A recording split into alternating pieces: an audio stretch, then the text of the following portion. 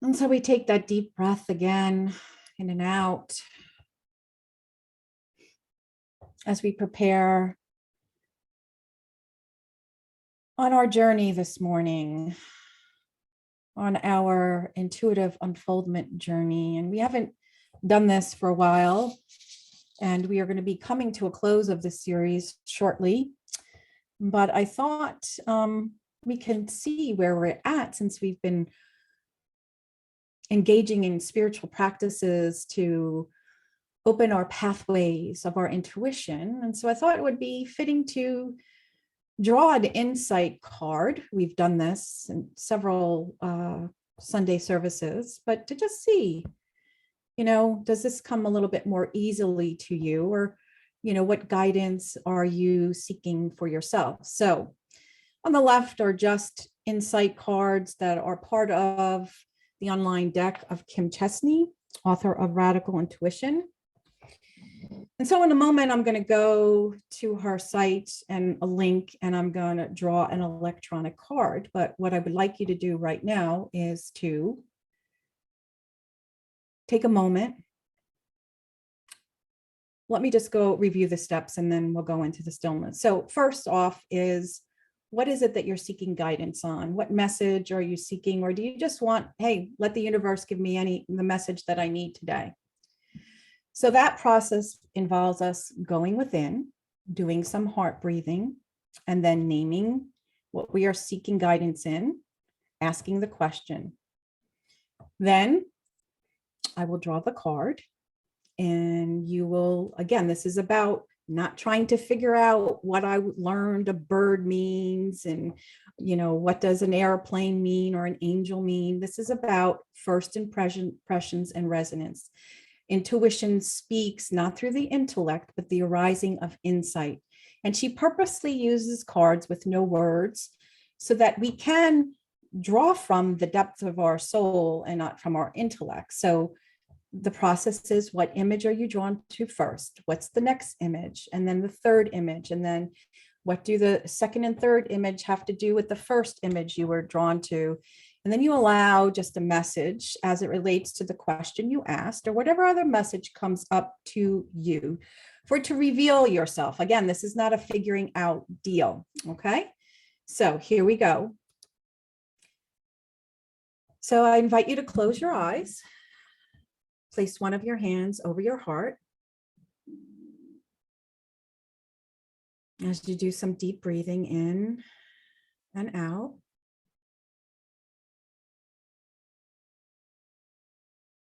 And ask your intuition to speak to you. Name what you are asking insight into.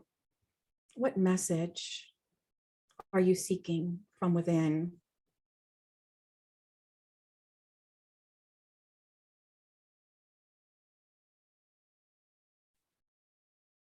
All right, so here we go.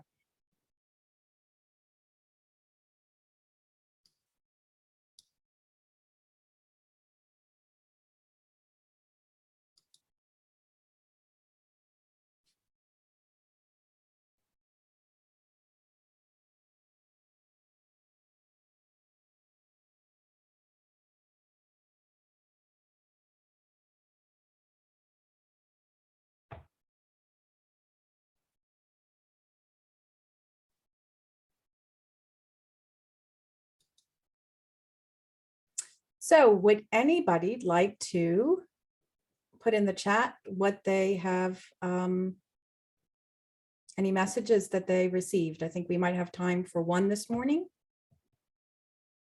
Or if anybody wants to raise their hand.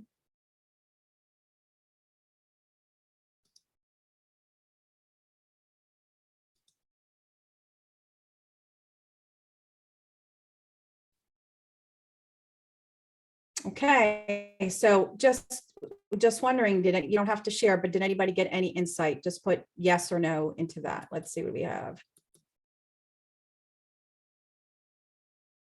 Support others. Thank you, Vicky. Anybody get insight? Yes or no? I saw groups of people. Yes. Okay, so maybe home. Faith will help me solve the problem. Beautiful.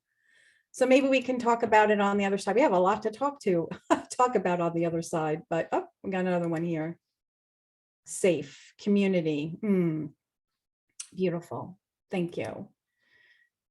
So, like I said before, we are nearing the end of our series that we have taken on radical intuition, where we have delved into really trying to understand what intuition is and what it is not. We've explored what the 4 pathways of intuition is. We know that we have one solid intuition. We talked about how consciousness relates to the ability for us to intuit in our lives and to be connected to that higher voice. And we have been invited into spiritual practices, right? That will help us open each one of our pathways and for us to cultivate that deeper relationship with our own intuition. And so, although our series is coming to the end, the teachings that we have explored together, bringing them into practice in our lives is a call for us to continue them throughout our lives, right? And Deborah spoke about one of our foundational teachings in Unity, that it is not enough to study the truth, that we must live the truth that we know. We must be it. We must be, we study our 12 powers and our principles. We must live them in all that we do. And similarly, Kim Chesney says the same thing, right? Even if you understand all of the teachings in this book, nothing is going to change until you follow through with action, spiritual discipline in your life. This begins with looking inside of yourself. It starts with getting rid of everything that is standing in the way of knowing and being yourself. And it ends with using those discoveries and the power they hold to create real, lasting change in your life. This is not about, like I always say, are you interested in being a spiritual spectator, or are you interested in taking these teachings and living them? So not only do you transform your life, but you help to transform this world. And God only knows the world could use our spiritual presence. And so today, what we're going to do is look at hallmarks. When you can know that you are spiritually awakening, and which means that your intuition is expanding and becoming more powerful in your awareness, right? It is always there, just like the sun, but the clouds could cover over it, or fears, or disconnect, living from our personality. All those things could cloud hearing the voice of intuition in our lives. And then next week, we're going to look at the hallmarks or signs of what it feels like, what it looks like when we are disconnected from our intuition, and then what to do about it. Now, some of these signs have shown up in previous lessons, and some of them are new that we will look at today. So David Letterman had the top 10 list, and so we have the top 10 list of knowing when our intuition and our consciousness is awakening. And so the very first sign is this. The very first sign is that you crave more alone time, that you crave participating in those solitary moments, or participating in activities that bring you home to your authentic self. Whether it is feeling connected in your body and moving in the stillness, not just because you're exercising, but it is a way to come home to yourself. Whether your hands are in the dirt and you feel Mother Earth and you are connected as you do it, and it's not just something because you want it to look pretty. Yes, that could be true too, but it's about that connection. Sitting in nature, being in meditation, or just sitting still and doing nothing. you crave more and more of that time. And so some other people will be like, I don't get it. Like, are you being like a hermit? Like what's up with you? But yet they fail to maybe understand that those moments of introspection and connection are so full of contentment and peace and insight and wonder and joy that even rises that maybe they wouldn't really get. And that's okay, right? Our second sign of spiritually awakening and our intuition expanding is that you become more keenly aware of your intuition. That it's not something that happens when you dream once in a while or after a meditation here and there, but you begin to notice that you're aware of the flow of your intuition regularly, and it actually can speak to you throughout your whole day. And so again, like I said before, that our spiritual awareness is directly proportional to where we are residing in consciousness. If we are in that victim state of poor me, that is when a lot of times we have that experience of intuitive dissonance or disconnect, right? Doesn't mean it's not there. It's just that there's so much monkey mind and other things happening, or we're too busy moving from one thing to another. We've talked about these before. So the more you wake up to the real you, right? Your true nature, not that we discard our humanity, we embrace that. But as we awaken to the real you, your divine nature, the more you hear the inner voice speak to you. And so then we move to the third guidepost of knowing we are awakening. And that is we have this desire to make life changes. Now I'm talking about changes that are empowering to us, not changes that we're forced to make because we lost a job. Yes, that can be transformational, but this is about empowered living where we say, hey, I'm looking around and I'm noticing that maybe the work I'm doing or the relationships I'm in, not that are not in alignment with what's spiritually alive in me, my spiritual principles or my values. And so we start to engage in making these powerful changes in our lives, right? Which is where we come to that place. And we can know, like, have you ever had that experience of feeling like trapped in a relationship, trapped in a job, trapped in your life because of dis-ease, right?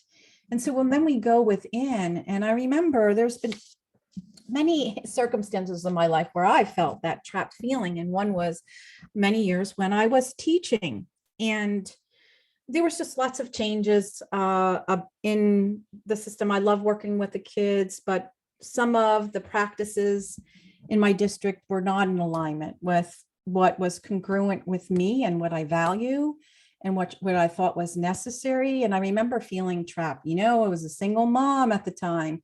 Oh my gosh, this is security. This is, insurance. This is a pension. This is all of this, right? And yet I kept hearing this voice, what is it that I'm being asked to step in? Yes, I can shift and know that I am a lighthouse in this district, which helped me a lot, but I had the call to go back to graduate school and explore counseling. And it was something between those 2 degrees that I got that took me like 7 years. So the change didn't happen. But what it did was it was a place of empowerment. It moved me from feeling trapped to saying, I'm going to take action because, here I am, but I'm empowering myself to make a life change. Also, we also begin to know that life happens. We live in a world of impermanence. And so we begin to look at change and setbacks as opportunity for us to grow instead of licking our wounds and staying there. And then there is this heightened sense of wonder and beauty that I've spoke about, I think, when we were looking at transcendental intuition, the mystical experience. And I'm even talking about like when you are in awe of your natural surroundings. Like I'm not talking about like, oh, you go to the Grand Canyon or Niagara Falls and it's so spectacular and you're in awe. Yes, that is like it could take your breath away. But I'm talking about like, seeing the tree in your backyard, like in a new way and in an alive way, or hearing the birds, like just the ordinary, going down the same street you have driven and just seeing and feeling the aliveness of nature alive within you, where you feel that sense of nature and that sense of beauty, where you can see beauty in people and situations where you have been taught to see as dark, ugly, and to be avoided. So many of you know my mom is living with me, and so we have different tastes on many things, and one of them can be on TV. So I sometimes look for TV programs that we can watch together, and one of the ones we just started watching is Chicago Med. And so the episode that we watched last night was about this boy who was diagnosed as having schizophrenic. He was a schizophrenic. So anyway, there was a scene where he had this episode. And so he's been seen as, he was like in his 21, and he has been seen his whole life as someone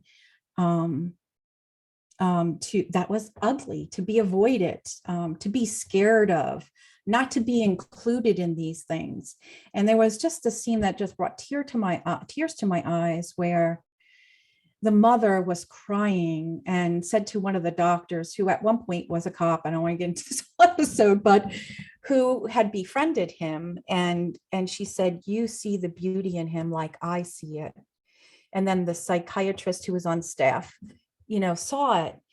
And that is the depth of that. That is like when I was, we couldn't be with my dad when he passed because of COVID. And then we were able to go and see him before they took his body. And I remember everybody saying like, "Oh my gosh, I don't, this is horrible. This doesn't look like dad." And I did in that moment, through the tears, I felt such beauty in his being, in his body, but it transformed, it transcended what I was seeing there before me. And so that is also what happens as you begin to awaken. Courageously facing our fears, right? Fear can be so consuming. It can overtake us. And sometimes we rather just shove that stuff right down instead of experiencing it. And so when we have fear, we are called to face it and to discern, because every emotion that we are able to have has a message for us. So we ask, what does this fear have that is wanting to teach me? Where is it being asked for me to stand in my power? And I have asked Deborah Bartok. She is celebrating 35 years of continuous sobriety. And so I am sure on the day that she decided to become sober and to start that journey, there was a fear or two that she had to face. And Deborah, I don't know if you would like to speak to maybe one of them. I will. I will speak to the fear of feelings. I was afraid my entire life, and I was very much afraid of my feelings, and I numbed out. I numbed out everything with alcohol until I was a wreck. Going into Carrier Foundation was the absolute joy of my life. It was the biggest fear walking in, not knowing what I would face, yet I had a faith so strong that it allowed me to see beyond the veil of imminent death for me. And I trusted my faith immensely. Walked in, doors locked, and I said, "Okay, God, here I am. Do with me as you will. I can't do this anymore." And so my sobriety started there. And that was the beginning of my awesome journey. Yes, and I celebrate you. We celebrate you And in you saying yes to face that fear, you opened yourself up not only for your own healing, but I know how many people you have supported. Well, I don't know the number, but I get a sense that it's a lot of people that you have walked through this journey in so many ways. And I see you do that in our community. So I so adore you and love and appreciate you. And I behold you as a courageous woman. Thank you for sharing that. Oh, thank you so much. Mm. Thank you. And so an increase in synchronicity. So if you believe that every thought, every word and action, right, has the power to create, then you will believe that there is no such thing as coincidence. Now, you can choose to believe with whatever you want, but can you hold the knowing of what is one of our foundational principles, that I create? Every word, every thought, every feeling has the power to create my world. And know that when you live mindfully and intentionally, you will notice that you attract yourself. That is our divine power of love, to people, resources, and situations that support you on your journey. You will begin to see doors opening, right? I took that first step in going to school, and then somebody asked me, like, 2 weeks before I graduated, did I want a sublet space? I didn't have to look at, you just start to see these things. And Vicky shared something powerful the other night at our board meeting, that she had launched a website. Well, can you share that, Vicky, with us? Are you willing? Are you there? Yeah, absolutely. I've celebrated this day after day after day since it happened, actually. So I'm starting a new business, and it's helping people with Parkinson's. And I get in my own way a lot, and I say, oh gosh, I can't do this. I can't do this. I don't think that it's something that I'm going to be able to do. But I took the first step, and I hired a website designer to design my website, since my business will be virtual. And that night I went to bed in complete fear. Oh my God, where are you going to get the money to do this? How are you going to do this? You're not good enough to do this. How is this going to happen? And I got in my way. And then the next morning I woke up, I went down into my basement and did what I love to do. I worked out. And after I work out, I meditate. It's my best time to meditate. I can feel connected. And I just laid down there and I said, give me what is mine to do. What is mine to do, basically? And then I went upstairs and I had my client who has Parkinson's, and I spoke with her and I was like, well, I'm doing it. And she knows that if this is something I've wanted to do. I said, I got my website, moving forward.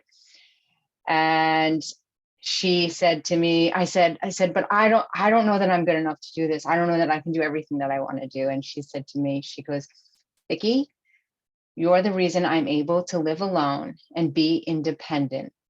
And you are going to thrive. So that was, I just prayed in the morning, what is mine to do? And it was answered. And it was the best feeling to realize that was the universe speaking to me and saying, you can do this. So yeah. That was a big wink, right? Yeah, huge. And to hear it was the best part. Yeah. So. And you already took action. So that's awesome. Thank you for sharing that. And we just know how powerful you are and how big your heart is in helping those with Parkinson's and so many other people. So thank you, Vicki. Yeah. Thank you. Thanks for letting me share. All right. Oh, sorry about that. Oh, my mouse is jumping around. Okay. So another sign is increase in the increased flow of being aware of insight and creativity. It comes to you, right? So we know that superconscious mind is the realm of divine ideas. So again, the more we spiritually awaken, the more that we are mindful intentionally and can elevate ourselves into divine mind, and we can connect. We know that as we reside in spiritual consciousness, more and more, it is natural for you to be open and receptive to this flow of inspiration and creative insights and ideas. And when you wake up it is natural for all kinds of creative ideas to bubble up to the surface. And then number 8, you are authentically alive. And you can find yourself saying things like, I am doing what I was always meant to do. I'm finally free, like I am my real self. I'm comfortable in my own skin. You begin to know what your yeses are, what your nos are, and you do it from a place of power, not a place of anger or a place of fear. And you move from, you know, that saying, it's like faith it until you make it, right? So for Vicky to put that website out there, right, it requires that faith. I am receiving this guidance. I'm going to act on it. I don't have all this proof so yet for this, but I'm going to take that step. And so it requires us to maybe let go of some other things. And so we move into a place of empowered living again, where we're seeking to not just survive, but to thrive and to be who we are. And so we no longer are okay with being in situations or work that is not in alignment with us, that is abusive and not honoring. And I love this quote from Kim Chesney: life begins when you trust yourself, and it thrives when you live true to yourself, true to the real you. And then 9, make me an instrument. That strong calling to serve others, where you call up your gifts. Each one of us have innate gifts. And yes, some of us may have similar gifts, but no one can express the gifts that you can, in whatever ways that you are being called to do that. The deeper you move into your awakening, the louder the inner call will become to use your innate gifts to serve others, right? It can seem so big, you know, making these changes to protect our children. But what is the one thing that I am being called to do? What is the one thing right here? And then there is an increase in metaphysical experiences. Metaphysical means beyond the physical. Some people may call this a mystical experience, transcendental experience. We've talked a lot about them. And so some of these are that you may sense energy fields. You maybe when you meditate or are still, you can feel vibrations, dancing energy, or you feel beyond your own physical body. Some people can see auras or energy fields around trees, or I'm not saying it's 24/7. You kind of have a knowing that something's going to happen before it happens, and it kind of transcends time and space. You may be aware of physical presence or beings. Sometimes when I call forth, you know, either my dad or, you know, an archangel, I get a different sensation. Maybe you have a vision or lucid dreams. One powerful dream my mother had, of course, she misses my dad. He has, you know, passed, and she said lots of times before she goes to bed, she has a conversation with him. And one night, I think it was 2 weeks ago, she was like, John, I miss you so much. I just want to feel your arms around me. And, you know, she said she cried and she fell off to sleep. And she woke up, she was in a dream where she felt my father in bed with her, hugging her. She said it was so real. She said that she had to like look all over, and it brought lots of comfort with her. And then there's just some, you know, we can't explain with our rational mind, where we just have this experience of bliss. It's that is unexplainable, that comes when we feel connected to the oneness of everything. And so just ask you on a personal level, what do you notice about these signs we looked at of intuitive and spiritual awakening? These are just 10 of them. And then just what signs of awakening are occurring in your experience? And do that with a place of humility, right? Just as a place to know, like, hey, I have this happening and I'm celebrating that. So as we, you know, I'm just looking at the time, and I know it's Some people might have some plans, so we can save some of this sharing as well for fellowship. So I take a deep breath in and I end today with this quote, which is beautiful, from Kim Chesney. You are part of this magnificent, mysterious universe awakening to itself. At last, your individual consciousness, which is our personality self, is awake and knowing the real you. It is awake to its connection to the whole of existence. The micro and the macro become one, and a shift towards a new way of living. It is the rediscovery of one of the most fundamental parts of your existence. And so as we take this breath in and out together, let us know, claim our power, live our power, and go forth being the instruments of light and love that we are. Have a blessed day. Namaste. Thank you for that most powerful and insightful talk, Reverend Angela. Our affirmative prayer, let us say this together. Understanding the signs of intuitive awakening empowers me to make insightful choices. With every soul liberating choice I make, my consciousness expands.